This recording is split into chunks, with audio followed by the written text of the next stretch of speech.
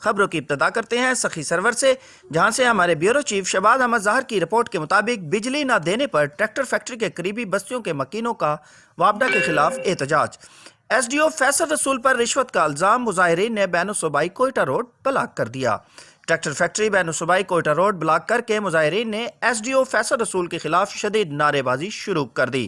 بین الصوبائی Quetta road block ہونے سے گاڑیوں کی لمبی لمبی قطاریں لگ گئی ہیں۔ 2 گھنٹوں سے بین الصوبائی کوئٹہ روڈ بلاک ہونے سے مسافروں کو سخت مشکلات کا سامنا ہے۔ وابڈہ کی طرف مذاکرات کرنے کے لیے کوئی نہیں آیا ہے۔ مظاہرین کا کہنا ہے کہ بجلی کے واجبات ادا کرنے کے باوجود بجلی نہیں دی جا رہی ہے۔ ایس ڈی او سب ڈویژن کوئٹہ روڈ فیصل رسول کو معطل کیا جائے۔ فیصل رسول ایس ڈی او کو رشوت نہیں دی، اس لیے بجلی نہیں دی جا رہی۔ اراکین اسمبلی نے بھی کچھ نہیں کیا ہے۔